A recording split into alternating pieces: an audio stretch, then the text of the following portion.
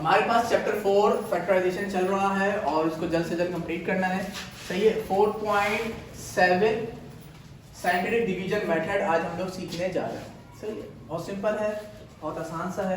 ठीक है। पेपर में ये नहीं आता, इसके जो नीचे वाले क्वेश्चंस है ना पेपर में आते हैं, लेकिन हमें अगर ये क्वेश्चंस हम करेंगे तो हमें समझ में आ जाएगा साइंटिफिक डिवीजन किस तरीके से करते हैं, क्या प्रोसीजर होता है। सही जी।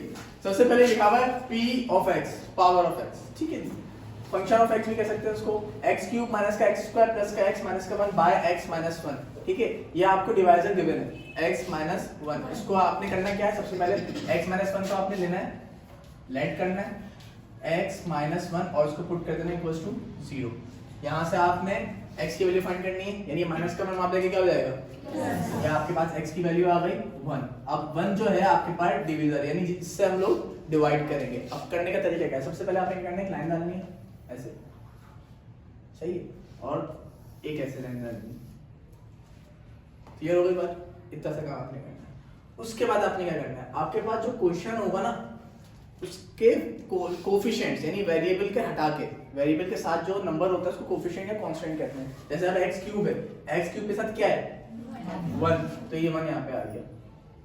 उसके बाद क्या है x स्क्वायर के साथ क्या है 1, लेकिन माइनस है तो माइनस का 1 आएगा, तो यहाँ पे आ गया माइनस का 1। इसी तरीके से यहाँ पे x है तो x के साथ क्या है 1, इधर भी 1 आ गया।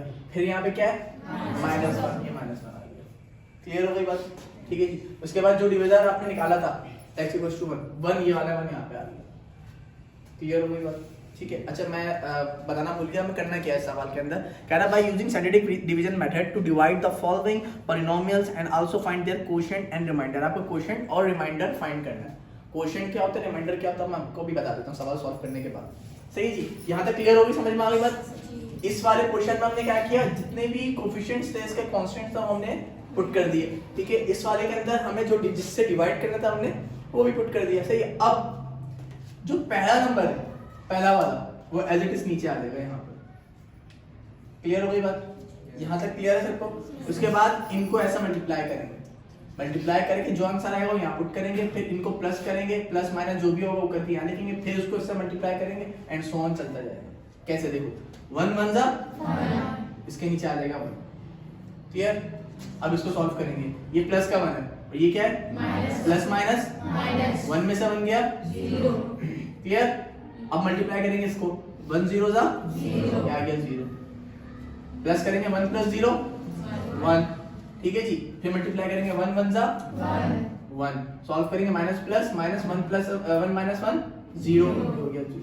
लास्ट वाला जो डिजिट होता है, अब देखो आप कुछ भी नंबर नहीं, तो ये लास्ट है ना, लास्ट वाले को हम कहते हैं रिमाइंडर। क्या कहते हैं? रिमाइंडर। और ये पूरा हमारा कोफिशिएंट होता है, लेकिन उसको लिखने का तरीका होता है। सबसे पहले क्या करेंगे, मैं रिमाइंडर को साइड पे कर देता हूँ, r लिख के मैंने बोल दिया रिमाइंडर क्या है 0। एक चीज तो मैंने साइड पे कर दी। क्वेश्चन निकालना है हम लोग को। क्वेश्चन कैसे निकलता है, जो भी वैल्यू आपके पास आ जाती है उसको ABCD का नाम दे दो।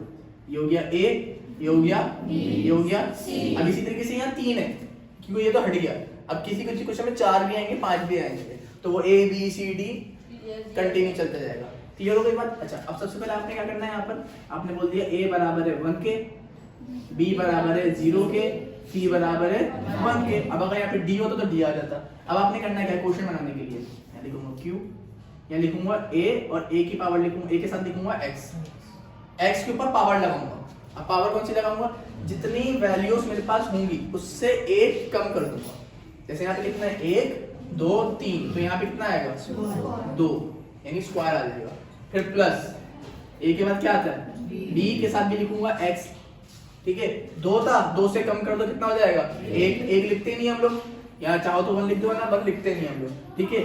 B के बाद क्या आएगा C के बाद X लिखूंगा, तो X के ऊपर 2 1 क्या हो जाएगा 0, तो 0 भी लिखते नहीं है। ठीक है। तो 0 का मतलब X लिखने की जरूरत ही नहीं है। अब ABC की वैल्यू पुट कर दो इसके अंदर, Q इक्वल्स टू A कितना था 1x स्क्वायर प्लस B कितना है 0x प्लस C कितना है 1। 0 को तो मल्टीप्लाई करेंगे क्या हो जाएगा 0, तो x स्क्वायर बन जा x स्क्वायर, ये हो गया 0। यहाँ पे क्या बचा प्लस का 1, that is our quotient. Remainder and